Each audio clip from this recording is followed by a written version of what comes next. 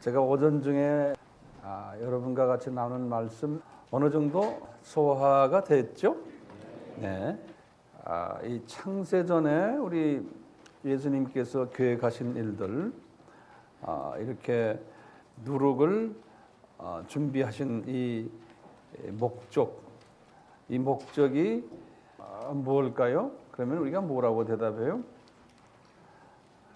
이 목적은 주님이 이제 우리에게 복음을 주시고 창조의 목적을 주실 터인데, 우리 피조물들은 그 주님이 주시는 그 반가운 소식, 복된 소식에 초점을 맞추지 못할 때가 있음을 아셨어요.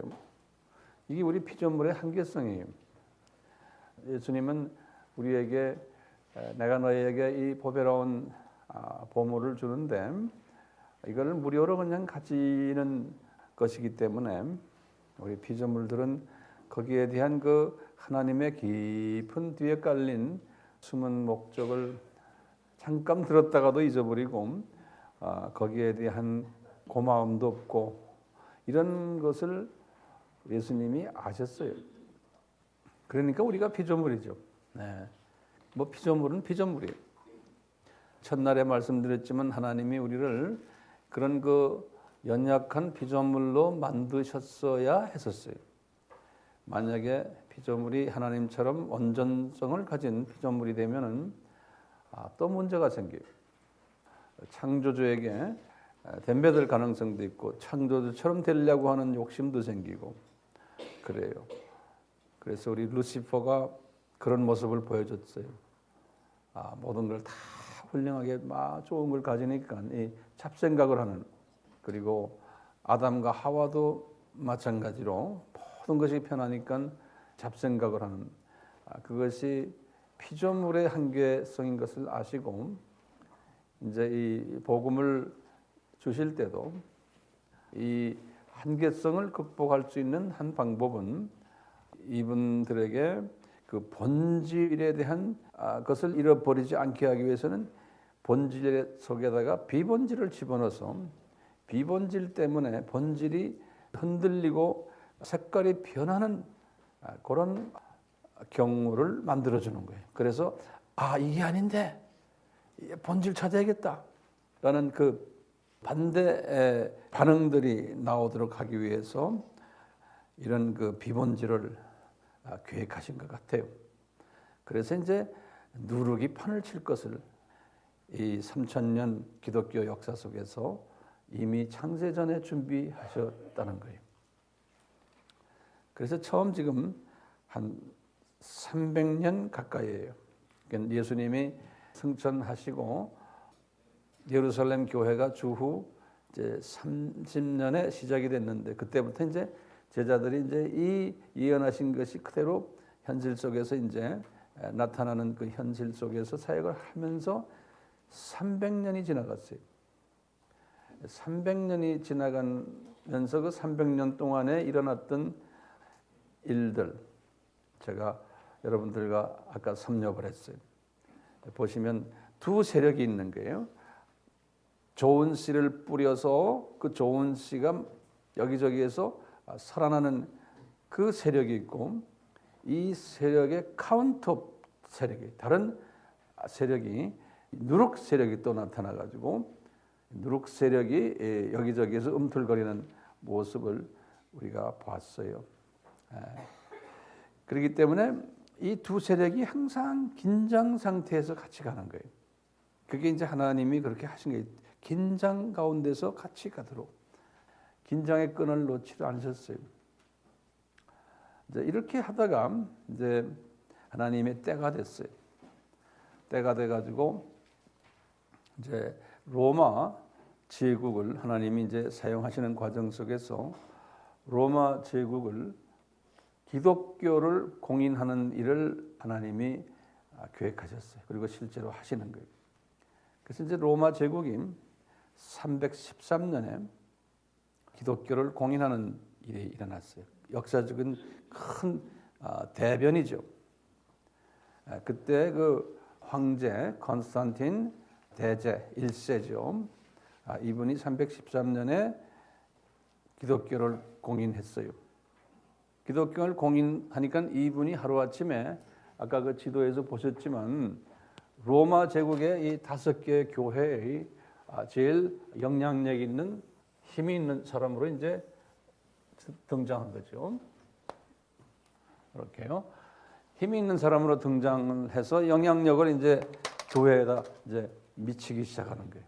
로마 황제. 그분 이름이 뭐였죠? 컨스탄틴 황제예요.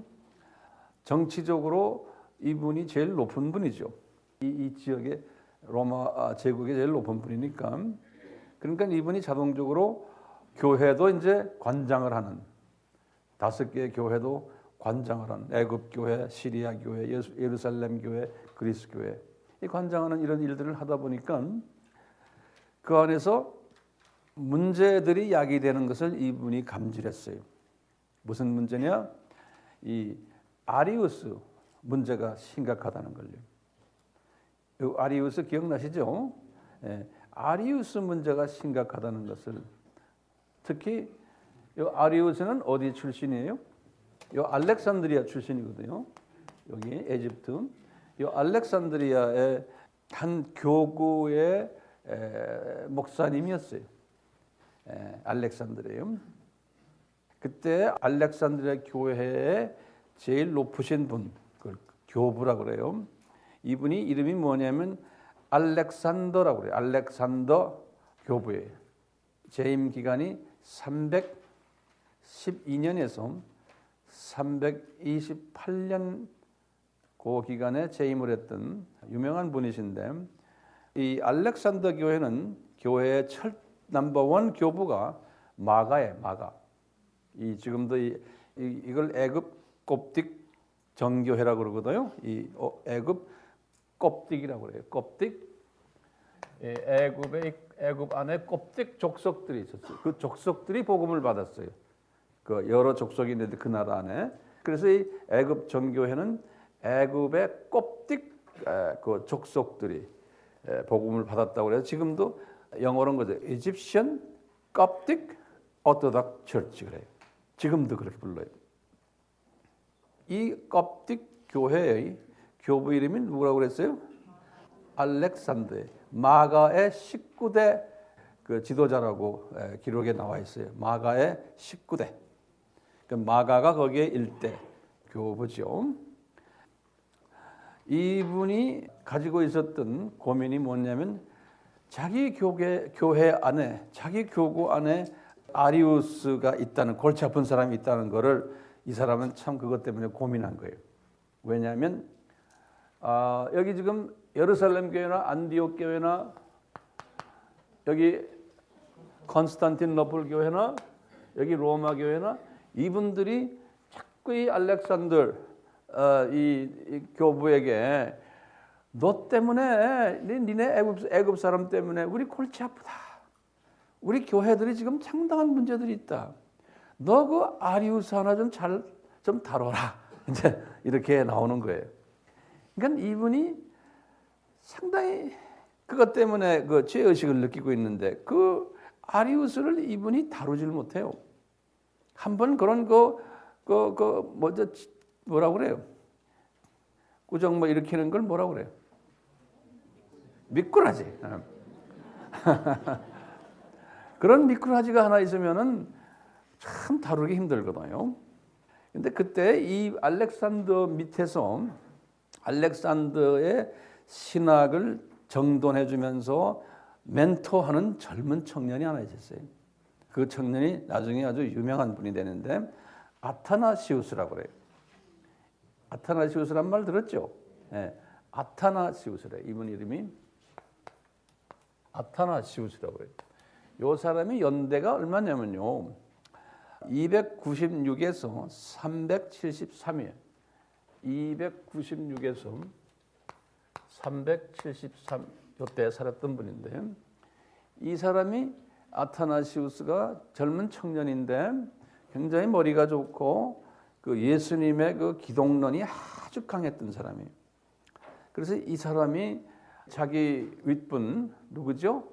알렉산더에게 항상 어드바이저를 하고 이 신학의 그 중요한 부분들을 가르쳐주고 하는 젊은 청년이 우리가 이 아리우스를 어떻게 정돈해야겠는데, 안 그래도 우리가 지금 저쪽에 지금 다른 교회에서 이 아리우스 때문에 우리를 불편하게 하는데 어떻게 했으면 좋겠습니까? 그러니까 이제 이 알렉산더가 아타나시우스 보고 아리우스를 반격할 수 있는 신학 덕트린을 좀 정돈해봐라. 그 양반이 뭐 잘못은 있는데 어떤 부분에서 잘못 있는지를 좀 한번. 그래서 아타나시우스가 어느 정도 정돈을 해놓고 있었어요. 그것을 이제 로마 그 황제가 누굽니까? 컨스탄틴에게 보고를 한 거예요. 컨스탄틴 그 황제예요. 그 교황이 아니고 정치 지도자예요. 그분들이 다 교회도 다 지고 있었기 때문에 그 당시에 그분한테 이야기하니까 그분이 그러는 거예요. 그래? 그렇다면 우리 한번 이 5개 교회가 한번 만나자. 다 지도자들 다 한번 모아보자.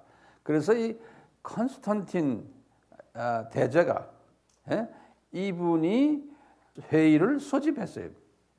이 컨스탄틴 대제가 정치 최고 지도자가 이 아리우스 때문에 정치적인 파워를 가지고 모집을 했어요.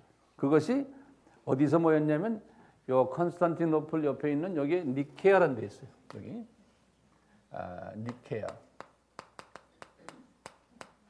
니케아에서 모인 거예요. 5 교구의 지도자들이. 그게 318명이 모였어요. 모여서 2개월간 집중 회의를 했어요. 그러니까 기독교 역사에서 처음 일어난 일이에요. 이렇게 여기저기 흩어져 있던 교계의 각 나라의 국제 지도자들이 한자리에 모인 것. 그러니까 이것이 아리우스라는 하나의 그 사람을 사용해 가지고 이제 첫 세계 교회 지도자들을 모이게 하는 그러한 일을 만드신 거예요. 그러니까 아까 뭐라고 그랬어요? 그 벌레 이름? 미꾸라지. 그 미꾸라지도 하나님이 그렇게 사용하시는 거예요. 그 누룩을 하나님이 사용하시는 거예요. 그래서 이제 때가 되니까 하는데 이게 때가 언제냐면 아주 유명한 해예요. 325년이에요. 주후. 요건 꼭 외워두세요. 325년에 처음으로 기독교 지도자들이 모였어요. 318명이 미꾸라지 때문에. 자, 이렇게 모이니까 예수님이 쫙 들여다보고 계시겠죠? 그 당시면 이 318명이 모이려면은 비행기도 없고 기차도 없고 뭐 전기 배도 없고 얼마나 힘들었겠어요. 저 거리가 무슨 거리입니까, 저거? 그러니까 이 사람들은 목숨을 바치고 모인 거예요. 그걸 그 당시를 한번 이렇게 상상을 해보세요. 다 모여서 있는데 그 안에서 이제 뚜껑을 열어보니까 318명이 이렇게 모이니까 2 그룹이 그 안에서 완전히 갈라진 걸 본 거예요. 어떤 그룹이냐?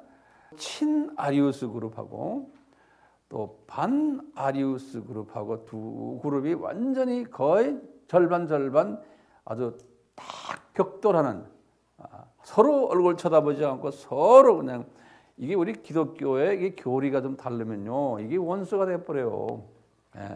이런 부분이 또 있어요. 입만 열면 서로 싫은 소리하고 격돌하고 또 민족이 서로 다르니까요.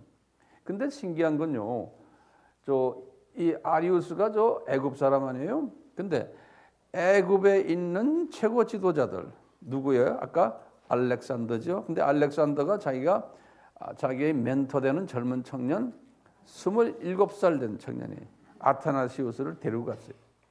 왜? 아타나시우스는 아직 젊기 때문에 거기에 정해우는 안 되지만 항상 뒤에서 멘토링 해주는 게, 이렇게 말하세요.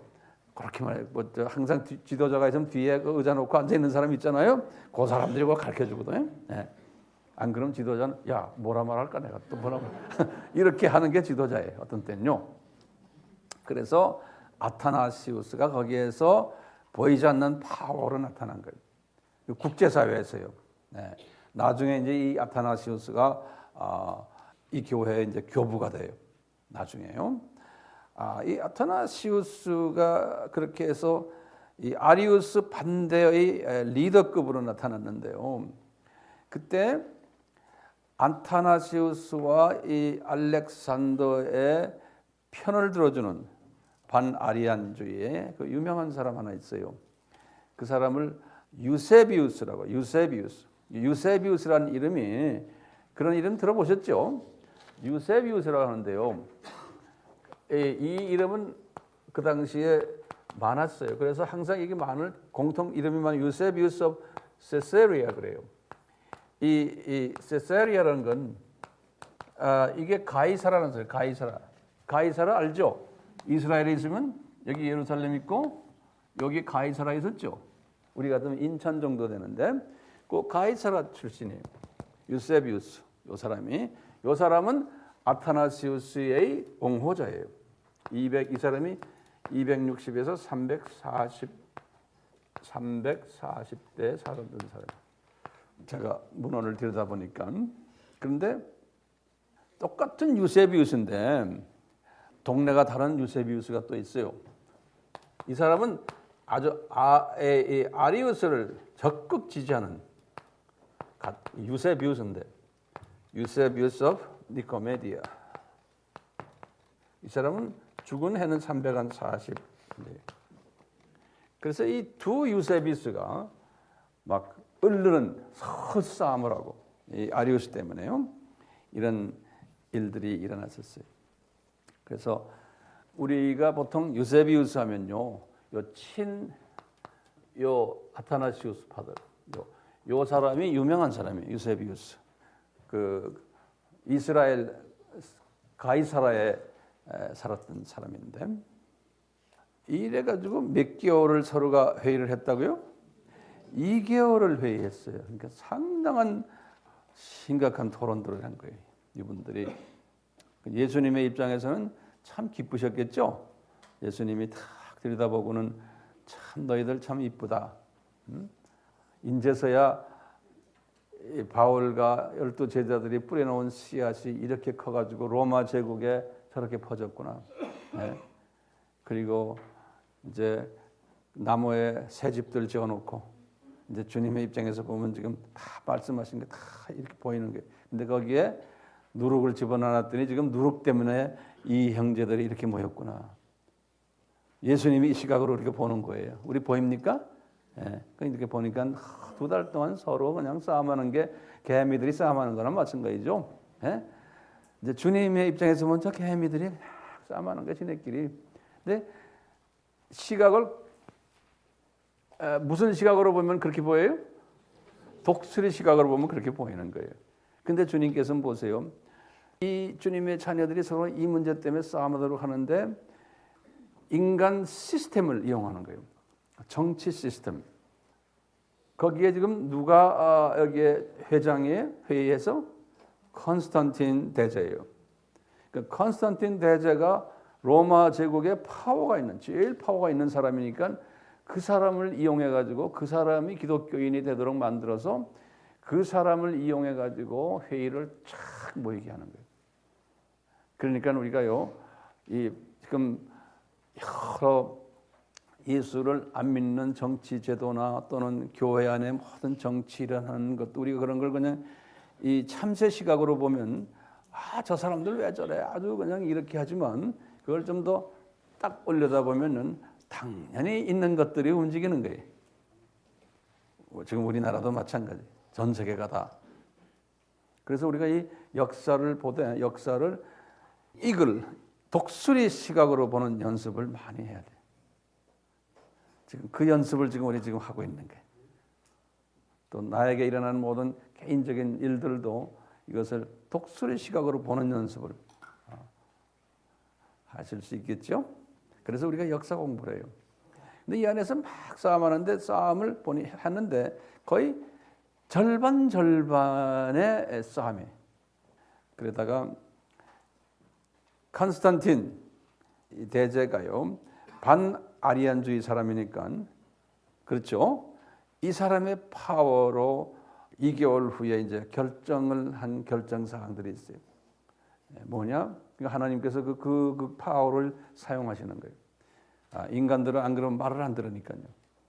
그 사람의 파워를 가지고 그만 싸매라 이제 우리 황제께서 이제 결정할 거다. 그래서 결정을 한 것이 첫째가 뭐냐면 아리아니즘을 이단으로 정죄해 버린 거예요. 이 에베소 공회가 그만큼 역사적인 공회예요. 니케아 공회예요. 아리아니즘을 이단으로 정죄해 버리고, 두 번째는 뭐냐면 우리 이거 가지고 안 되겠다. 이단으로 정죄만 해가지고는 이게 풀리지가 않는다. 우리 제대로 된 공동 문서를 하나 만들자. 우리의 신학을 어느 정도 가이드해주는 공동 문서를 하나 만들자. 이게 오래간만에 하나 만든 거예요. 필요하죠? 아직까지 신약 성경이 없었을 때예요. 쪼갈쪼갈 있었지만 신약 성경이 언제 있었냐면 그 후에 397년이에요. 397년에 신약 성경이 만들어졌어요. 이 하나로 이렇게 책이 된 거예요. 그러니까 지금 이게 몇 년이 325년이니까 397 빼기 325 하면 몇이에요? 70이요? 예, 70년 가까이 후에 신약 성경이 만들어졌거든요. 그렇기 때문에 우리가 이 역사와의 연대를 아셔야 돼요. 그러니까요, 어떤 공식 우리를 가이드해주는 문서가 필요하다 그래서 만든 문서가 그 유명한 니케아 신조예요. 니케아 신조. 그래서 이제 니케아 신조에 이제 이 아리아니즘도 다 이제 틀려먹었다. 이제 그래서 어느 정도 우리 기독교 교리의 가이드라인을 어느 정도 만들었어요. 니케아 신조. 그래서 지금까지도 니케아 신조를 로마 가톨릭이나 또는 정교회나 또는 개신교 중에서도 항상 니케아 신조가 중요한 우리의 영적 가이드라인 교리다라고 아직도 그걸 따르는 분들이 있어요. 이 니케아 신조를 만든 후에요, 약 한 70년 후죠. 390년에 정확하게 65년 후인데요. 390년에 엠브로즈라는 사람이 있어요. 엠브로즈라는 사람, 이게 다 학자들이에요. 요 사람의 설교회 때문에 그 유명한 어거스틴이 저 사람 설교를 듣고는 회개한 사람이에요. 어거스틴이. 엠브로즈가 이만큼 중요한데 엠브로즈는 340에서 397이에요. 요 엠브로즈가요, 이 머리가 좋은 학자니까 이 사람 중심으로 해가지고 제대로 된 한번 그 신앙 고백서를 하나 만들자 한 것이 우리가 읊고 있는 사도신경이에요. 그게 390년에 그거 만들고 이 사람이 7년 후에 주님 나라에 갔어요. 이렇게 이제 해서 아리우스 문제는 어느 정도 정리가 된 거예요. 근데 이제 실제로 각자가 다 자기 나라 교회에 와서 목회를 하고 신앙생활을 하는데 보니까 이 아리우스 문제가 해결된 게 아니에요. 이 니케아 공회에서만 이렇게 윗사람들이 결정한 거지 아랫사람들은 아직도 거기에 대해서 반발이 많은 거예요. 왜 목사들이, 저 사제들이 지네끼리 모여가지고 우리 선생님 이단으로 정죄했느냐? 그래서 더 시끄러워진 거예요. 이 아리우스 때문에. 그래가지고요, 381년에 첫째가 무슨 거였죠? 니케아 공회가 325년이죠. 그리고는 컨스탄티노플 공회가 컨스탄티노플 알죠? 컨스탄티노플 공회가 381년에 약 한 60년 후에 또 만났어요. 왜 만났냐면요, 60년이라는 긴 세월 그동안에 이 아리우스 때문에 이 5개의 교단이 그렇게 시끄러웠어요. 이 니케아 공회가 한 후에 더 시끄러워진 거예요. 그렇다면 우리는 뭐 탈퇴하겠다, 뭐 가끔 그러잖아요, 우리 기독교인들이. 그러니까 이 교리 하나 때문에요, 이렇게 난리를 지기는 거예요. 크리스찬들이. 그래서 할 수 없다. 모이자. 그런데 어디서 모이느냐? 아까 말했죠. 제2의 로마인, 이게 노바 로마예요. 뉴 롬이란 거예요. 인 로마 제국의 수도였던 컨스탄티노플에서 만나자 그런 거예요. 요 381년에 만났는데요.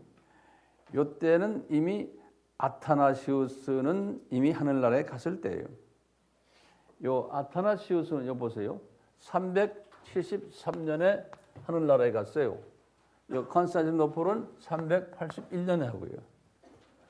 숫자가 보이세요? 네. 그렇지만 이 아타나시우스는 아리우스를 반격하기 위해서 신학적인 논문도 쓰고 거기에 대한 닥트린도 만들고 상당히 공헌했던 사람들이, 저 사람이. 그래서 이 아타나시우스가 만들어놓은 가이드라인에 의해서 이분들이 만났는데 150명밖에 오지를 않았어요. 처음에는 우리 318명이 왔는데 150명. 왜? 아리우스 파들이 다 참여를 하질 않았어요. 소집은 누가 했냐면요. 소집은 기억나세요? 데오도시우스 1세요. 요 데오도시우스 1세가 요 사람이 언제 사람이냐면요. 397에서 395 동안 재임 기간은 379에서 395년이에요. 재임 기간이에요. 요 사람이 유명한 사람이에요. 컨스탄틴 대제가 기독교를 공인은 했지만 300 몇 년에 13년에 요 사람이 380년에 자기가 이제 요 황제가 된 그 다음 해예요. 380년에 이분이 기독교를 로마 제국의 국교로 만든 사람이에요. 이 사람이. 로마 제국의 국교는 그 당시에 바벨론 종교였거든요.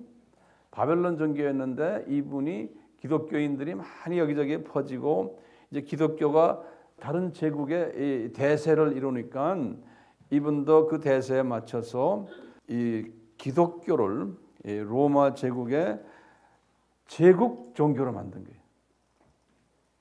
역사적인 사건이죠. 380년에. 이분이 제국 종교를 만들어 놓고는 제일 지금 문제 해결해야 될 것이 뭐냐? 이 아리아니즘인 거예요. 이것이 아직도 효과를 보지 못하는 거예요. 니케아 공회 이후에 이단으로 만들어 놓고 그 이후도 60년 가까이 돼도 아직 기독교가 혼란스러운 거예요. 그래서 이제 이분이 직권적으로요 소집을 한 것이 컨스탄티노플 공회. 자기가 이거 보세요. 여기 지금 보면 국교를 만들어 놓고 곧 다음 해. 그렇죠? 국교를 만들어 놓고 곧 다음 해. 성질도 급하죠? 그만큼 이 사건이 중차대한 사건이었어요. 이걸 빨리 정리해야 되겠다. 그런데 이제 우리 성령님이 지금 그렇게 인도하시는 거예요. 이 아리아니즘은 요건 누룩이지만 요건 너무 큰 누룩이야. 요 누룩 좀 손 좀 봐라 이런 거예요. 너무 세게 나오면 주님이 또 손 봐서 약간 또 이렇게 놔두거든요.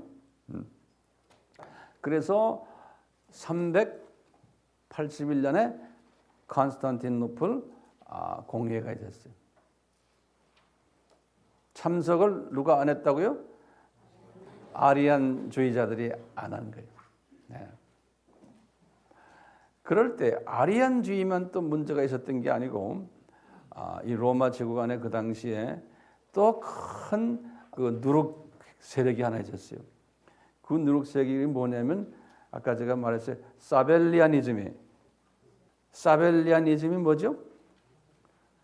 사벨리아니즘이 양태론 기억나시죠? 그게 뭐였던가요?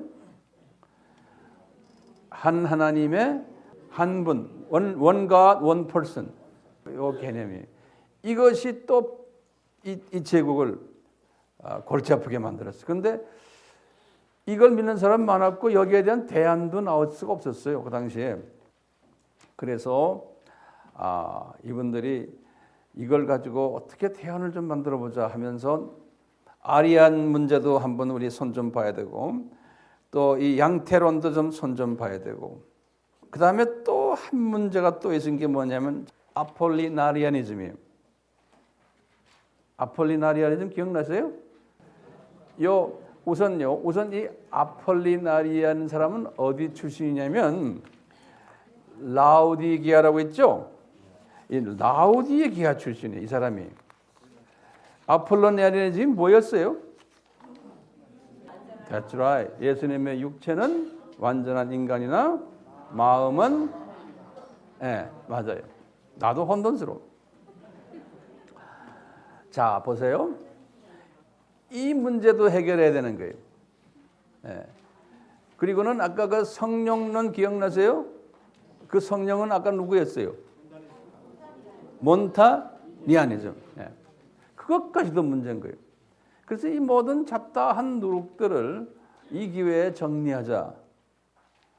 그래서 이 데오도시우스 1세가 똑똑한 분이죠. 이거 우리가 이제 기독교를 공인했으니까 이런 잡다한 누룩들을 우리 제거하자. 그래가지고 모인 거예요.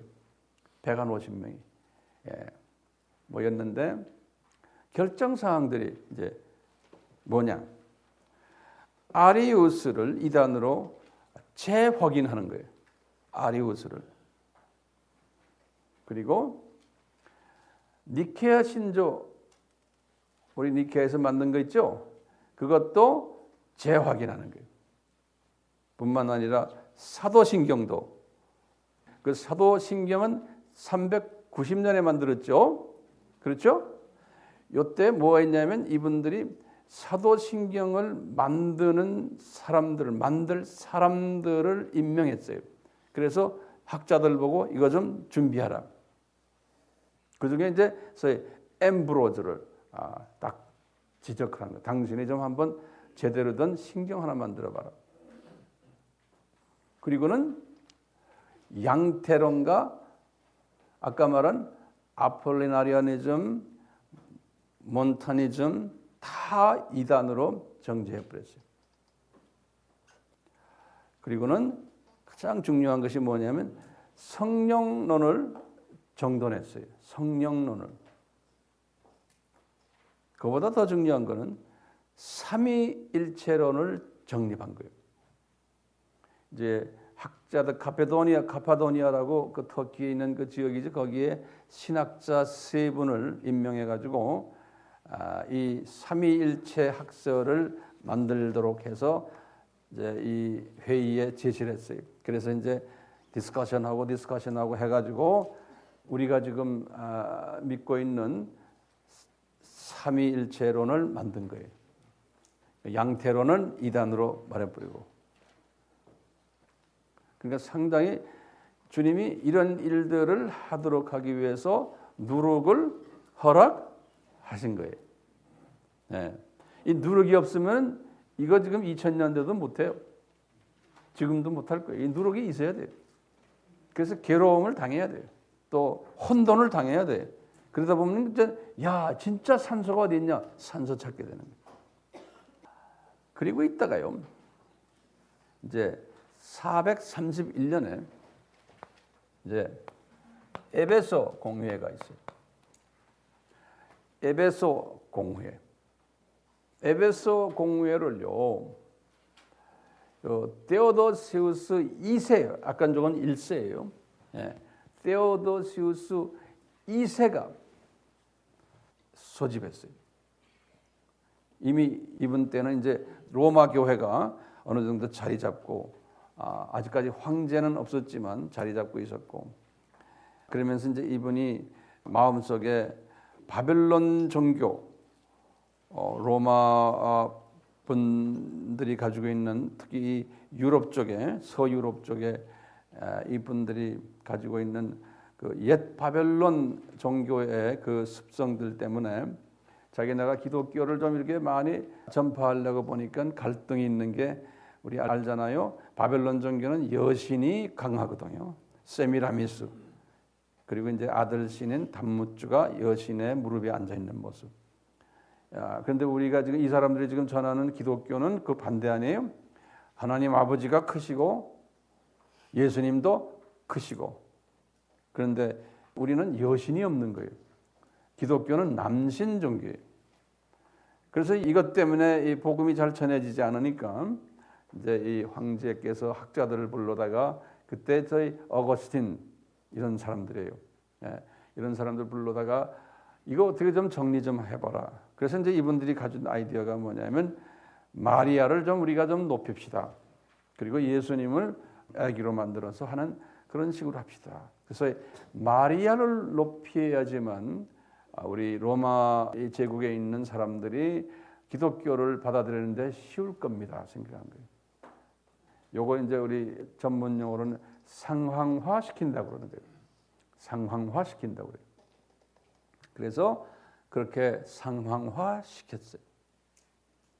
근데 이것을 이제 하다 보니까 마리아를 보면 성경에는 별로 그렇게 유명한 분으로 안 나오는데 이미 성경이 지금 이게 431년이니까 이때보다 한 30년 전에 성경이 이제 이미 신약이 만들어졌잖아요. 397년이니까 성경에 보면은 마리아 이야기는 별로 없는데 그렇지만 마리아를 우리가 높이자고 해서 이 황제가 마리아 종신 처녀서를 하고 마리아 성모서를 들고 나왔어요. 그거 다 만드는 거예요.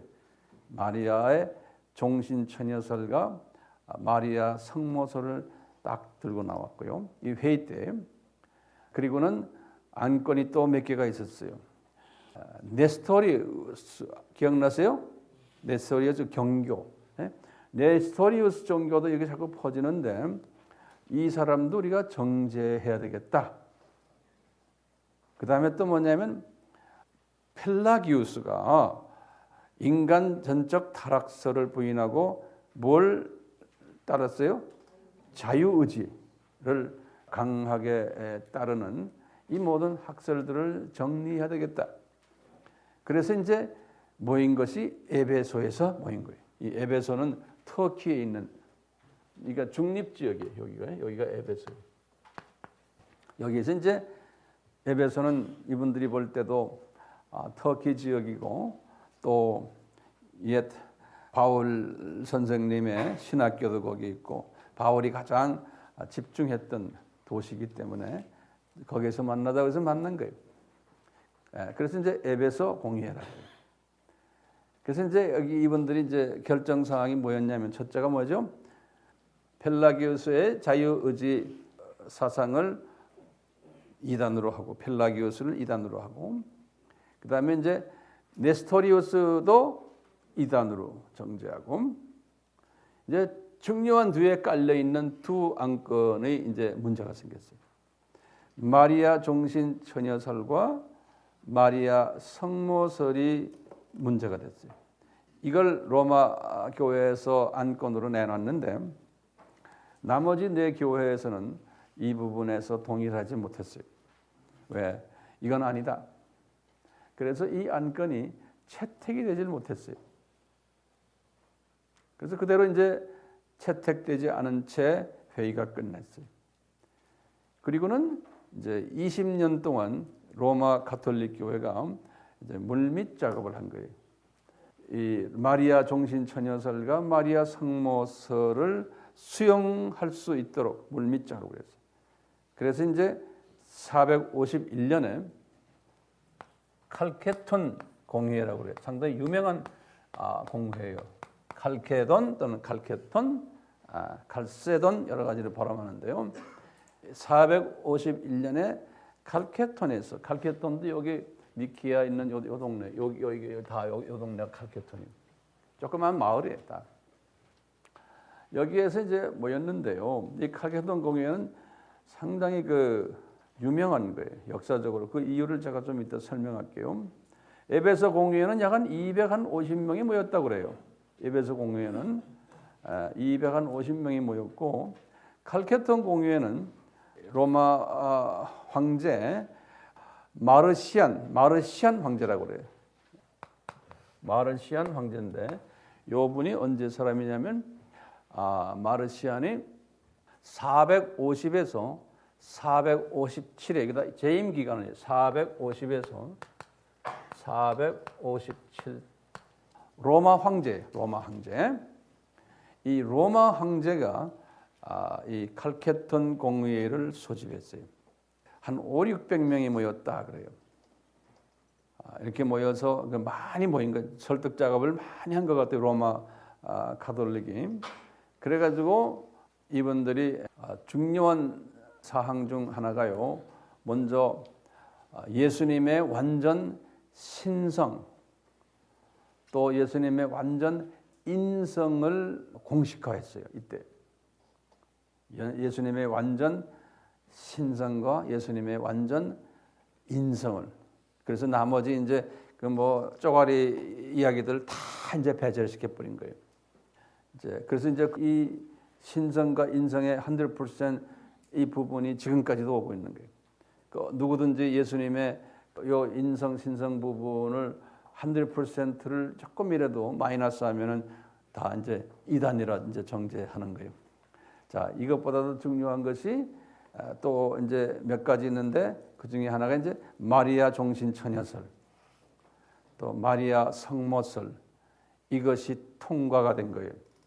이것이 통과가 되니까 이게 로마 가톨릭만의 문제가 아니고 여기 시리아 정교회, 그리스 정교회, 여기 지금 예루살렘 정교회, 여기 지금 껍딕 에집 정교회, 이분들이 다 동일해 준 거예요.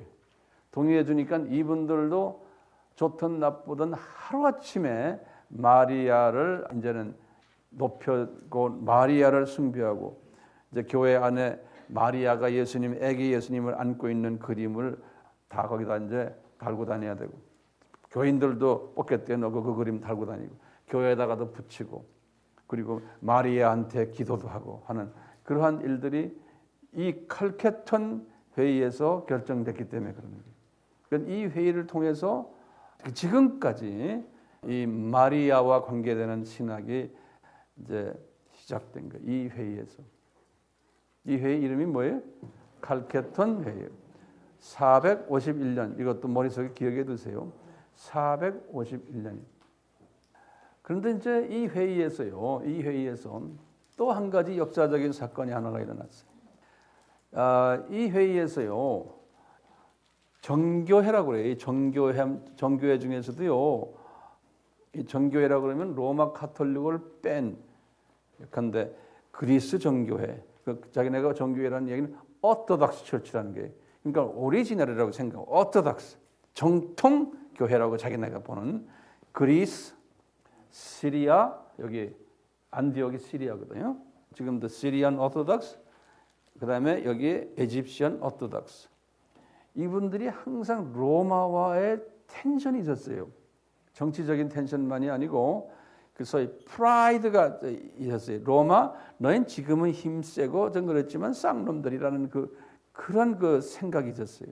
네. 그래서요, 이 로마가 가지고 온 정치적으로 자기네를 이 마리아 종신 처녀설과 마리아 성모설을 정치적으로 밀어서 자기네가 받았지만, 나머지 한 흉흉한 그 학설이 뭐냐면요, 양성론이라고 그래요.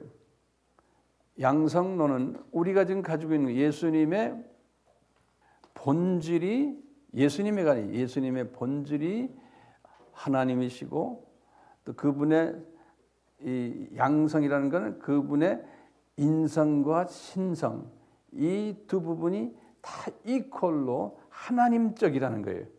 이퀄로. 그런데 저쪽에 지금 이 정교회에서는 뭐냐? 아니다. 이 예수님의 신성 쪽은 완전히 하나님적이지만 인성 쪽은 인간적이다. 인간적인 성이 있다. 인성이 있다. 그 맞는 말이지만요, 이쪽을 약간 약화시키는 이런 그 지금 신학을 지금도 가지고 있어요. 예. 그래서 이것 때문에 두 팀이 그때부터 다툼이 있었어요. 이 신학적인 이 문제, 예수님 때문에. 그래가지고 거기에서 도저히 이 문제가 해결이 안 돼서요, 양성론과 단성론이라고 그래요. 이것이 해결이 안 돼가지고 그때 완전히 갈라져 버렸어요. 예. 그때부터 서로 이제 교제도 안 하고 그때부터는 이런 공유회도 같이 하지 않았던 거예요. 서로 이제 거의 원수지간처럼 막 지냈어요. 그래서 요새 와서 지난번에 요한 바오로 2세가 이분은 이제 타종교하고도 대화하고 이슬람들하고도 대화하고 유대교들하고 대화하면서 이슬람 유대교를 찾아가서 우리가 미안했다. 옛날에 한 800년 전이죠. 십자군 때 당신들을 괴롭힌 것 미안하다 하면서 화해하자. 화해 운동을 할 때 이분들이 이 정교회도 찾아간 거예요. 그동안에 대화 안 하다가 이 정교회라는 것은 이분들이 이 정교회들 찾아가가지고 그리스 정교회, 애굽 정교회, 이런 시리아 정교회 이런 제일 높은 분 찾아가가지고 우리 이제 하나 되자. 이제 하나 되죠? 그런데 이제 그분 하나 되자는 그 이야기를 쭉 이제 이렇게 보면은 거기에 딱 단서를 붙여놨어요. 이 단성론 문제만은 서로 이야기하지 말자. 양선론 이 문제는 거기다 딱 밑에 그 스텝들이 거기 비서들이 이 이야기하면 이게 대화가 깨집니다. 그러니까 이거는 절대로 넘을 수 없는 강인데 서로 정치적으로 이 이야기는 하지 맙시다. 딴 이야기는 다 하더라도 그래서 가로쳐놓고 요 문제는 이야기 거론 안 하기로 했습니다라는 내가 그런 거 문서를 봤어요. 이제 이런 백그라운드를 우리가 알면은 그게 무슨 뜻인지 알아요. 잘못했다가 이게 서로 이게 입장만 난처해지고 대화가 딴 거를 큰 거를 서로가 연합을 못하는. 그래서 로마 가톨릭에서도 이 정교회 쪽에서 서로 이제 물밑 작업해가지고 높은 분들 만났을 때 요 대화만은 서로 안 하기로 서로가 결정을 했대요. 재밌죠? 그만큼 이 문제가 어디에서 야기됐느냐? 그럼 뭐라고 그래야 돼? 칼케톤. 그래서 이제 우리 이쪽 분야의 이제 전문가들은 그래. 칼케톤 사건 때문에 뭐 어쩌고 된다 그러면 여러분들 칼케톤 그 칼케톤이 뭐야? 이제 지금 제가 설명해 주는 게 이 칼케톤 때문에 이런 일들이 일어났다 보는 거예요. 칼케톤 때문에 가장 중요한 일이 뭐예요? 마리아 학설이 이게 그냥 자리 잡고 그 다음에 두 양선론과 단성론 때문에 정교회와 로마 가톨릭이 쫙 갈라졌다라는 요 아주 역사적인 두 사건이 이 칼케톤 회의에서 있었어요.